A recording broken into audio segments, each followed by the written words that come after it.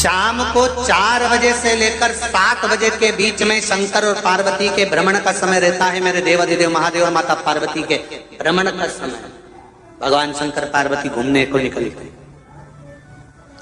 इसलिए हमारा सनातन धर्म कहता है शाम के समय पर माताओं को झाड़ू नहीं लगाना चाहिए, शाम के समय पर माताओं को चूड़ी बिछिया नहीं बदलना चाहिए, शाम के समय पर माताओं को मांग में सिंदूरा नहीं भरना चाहिए, शाम के समय पर माताओं को बाल नहीं बांधना चाहिए, शाम के समय पर माताओं को चौखट पर नहीं बैठना चाहिए। उसका कारण क्या है? क्योंकि पार्वती जी ने भगवान भोलेनाथ जी से कहा था कि तुम मुझे रोज शाम के समय प्रदोष काल में भ्रमण के लिए लेकर जाते हो, मेरे लिए आज्ञा क्या है? शंकर भगवान ने कहा सुनो पार्वती, मंदिर के अंदर नंदी रहता है, जाने वाला यात्री जब मंदिर में मेरा दर्शन करने आता है तो नंदी के कानों में कहकर जाता है कि शिव जी को मेरे यहाँ लेकर आना। मैं नंदी के अनुसार उनके घर जाता हूँ, मेरा काम है उनका कल्याण करना और तेरा काम है उनके घर की नारी को अखंड सौभाग्यवती का वर प्रदान करना, ये तेरा काम। तब पार्वती माता ने कहा अखंड सौभाग्यवती होने का वर मैं तो दे दूंगी, पर उस समय पर माताएं चूड़ी बदल रही होगी, हाथ से चूड़ी निकाल रही होगी तो मैं वर कैसे दे सकती हूँ? मांग भर रही होगी तो मैं वर कैसे दे सकती हूँ? उस समय पर चूड़ी बिछिया बदला जा रहा होगा तो मैं वर कैसे दे सकती हूँ? उस समय पर झाड़ू लग रही होगी तो मैं लक्ष्मी को वहां कैसे भेज सकती हूँ? आप बताओ। तो शंकर भगवान ने कहा प्रदोष का समय एक ऐसा समय होता है, शाम का समय ऐसा होता है जिस समय पर केवल शंकर और पार्वती की आराधना का समय होता है। हम तो कई लोगों से कहते हैं अगर आपके यहां संपदा नहीं आ रही है, बहुत मेहनत कर रहे हो, फल नहीं मिल रहा, कहीं नौकरी, कहीं सर्विस या कहीं व्यापार या व्यवसाय में कहीं तकलीफ आ रही है, हम सबसे कहते हैं शाम का समय पकड़ लो, शंकर जी के मंदिर में दिया लगाना प्रारंभ कर दो। शिव मंदिर में अगर दिया नहीं लगा रहे हो तो बेलपत्री के पेड़ के नीचे दिया लगा। बेलपत्री और शंकर जी के मंदिर में दिया नहीं लगा रहा तो शंकर जी के मंदिर के बाहर चौखट पर दिया लगा। इतना भी नहीं कर सकते तो अपने घर के बाहर अपने द्वार पर दिया लगा दो, पर शंकर जी के नाम का श्री शिवाय नमस्तुभ्यम बोलकर शंकर भगवान को याद कर कर अपनी कामना कर कर बाबा का स्मरण कर कर पंचाक्षर मंत्र नमः शिवाय, षडाक्षर मंत्र ओम नमः शिवाय, द्वादशाक्षर मंत्र ओम नमो भगवते वासुदेवाय, जो मंत्र तुमको याद है उसका स्मरण कर कर लक्ष्मी हो चाहे नारायण हो चाहे राम हो चाहे कृष्ण हो स्मरण कर कर शाम के समय बाहर दिया लगा दो, दरवाजे के पास लगा दो। वो सुनेगा जरूर, आएगा तो उसका वेलकम जरूर होगा और वो कुछ देकर जरूर जाएगा। नियम तो बनाओ, उसकी चौखट पर जाकर कहना प्रारंभ।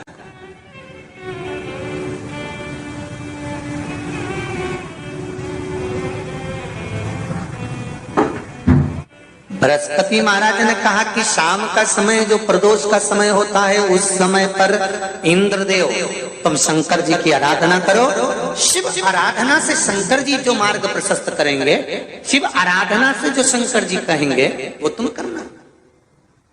ठीक है, आराधना करी बाबा भोलेनाथ जी।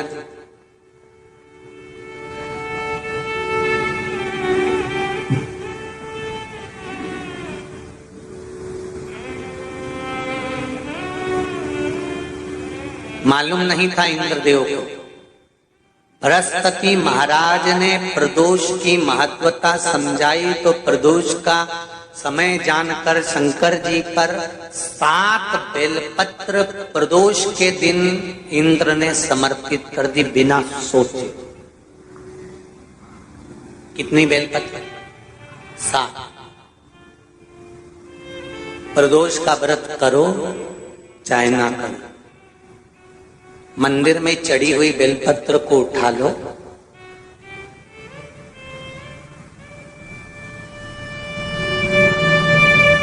बेलपत्र का ब्रह्म कमल बना लो,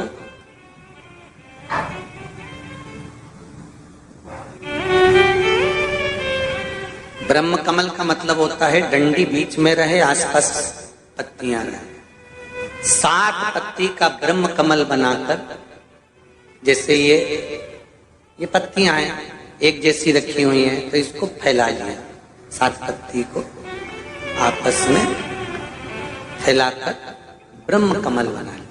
प्रदोष का व्रत करें ना करें, जरूरी नहीं है कि वृक्ष से ही पत्ती लेकर आओगे तो ही शंकर जी को चढ़ाओगे।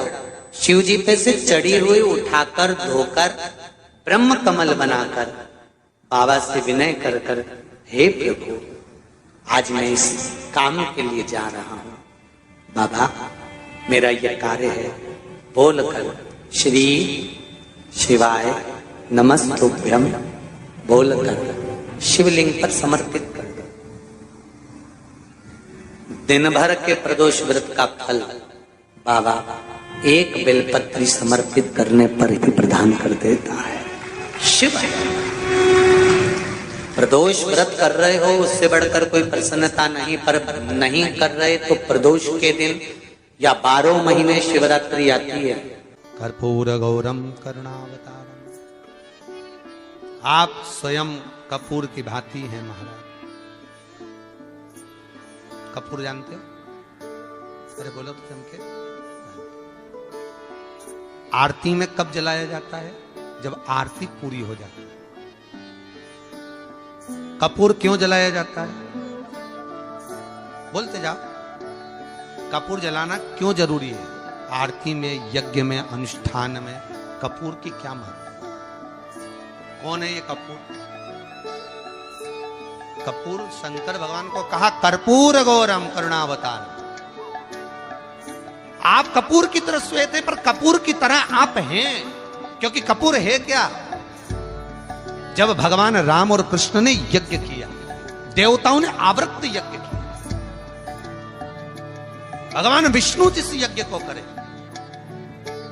भगवान राम ने जो अश्वमेध यज्ञ किया, देवताओं ने जो यज्ञ किया, आनंदमय भगवान विष्णु जिस यज्ञ को करे, यह अश्वमेध यज्ञ केवल राम ने नहीं, इससे पहले नारायण कर चुके थे। भगवान विष्णु लक्ष्मी के साथ अश्वमेध यज्ञ का अश्व राम जी के समय पर तो लवकुश ने पकड़ा था, पर विष्णु भगवान के समय पर वो यज्ञ का घोड़ा सब दूर घूमता है। वो अश्व जो आया वापिस, तो भगवान विष्णु से उस अश्व ने निवेदन करा कि अब मुझे करना क्या, मैं सब दूर से आ चुका, क्या मैं पृथ्वी पर ऐसे ही भ्रमण करता रहूंगा, जगत में ऐसे ही घूमता रहूंगा? तब भगवान विष्णु ने भगवान शंकर से निवेदन करा कि इस अश्व का क्या करें। शंकर भगवान ने 33 कोटि देवताओं को विराजमान किया। शंकर अपने अंदर 33 कोटि देवताओं को बिठाकर, तब भगवान शंकर ने हाथ में गंगा का जल लेकर उस अश्व पर छोड़ा, तो उसको कपूर बना दिया। कपूर बनाकर उसको यज्ञ में समर्पित कर दिया। भगवान विष्णु से कहा, सुनो विष्णु, यज्ञ की पूर्ण आहुति पर यह कपूर के रूप में ये अश्वमेध यज्ञ के अश्व को दान दिया गया है। अर्थात पृथ्वी पर मनुष्य यदि अपने घर में आरती पूजन में कपूर को प्रज्वलित करेगा तो उसको 1000 अश्वमेध यज्ञ का फल उसी समय पर प्राप्त हो जाएगा। इसलिए हर आरती के पूजन के बाद कपूर का टुकड़ा जलाया। कपूर की बड़ी महत्वता है हमारी। यदि घर में क्लेश मचा हुआ है, बहुत अशांति है, बहुत ज्यादा क्लेश है, बहुत ज्यादा क्लेश, तो कपूर के 4 टुकड़े कर लीजिए और 4 टुकड़े कर कर चारों दिशा में घर में रख दीजिए। कितना भी झगड़ा चल रहा होगा, कितना भी क्लेश मचा होगा, शांति हो जाएगी, अपने आप शांति हो जाएगी 5 या 7 मिनट के। बस कपूर के टुकड़े को 4 दिशा में रख। शिव का स्वरूप है अश्वमेध यज्ञ का फल प्रदान कर देना।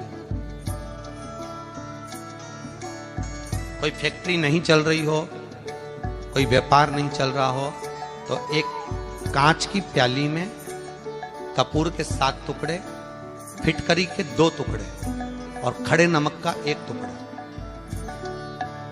केवल उस प्याली में रख दीजिए। 15 दिन तक रखे रहने दो उसको, आपको खुद मालूम पड़ जाएगा कि व्यापार कैसे चलता है।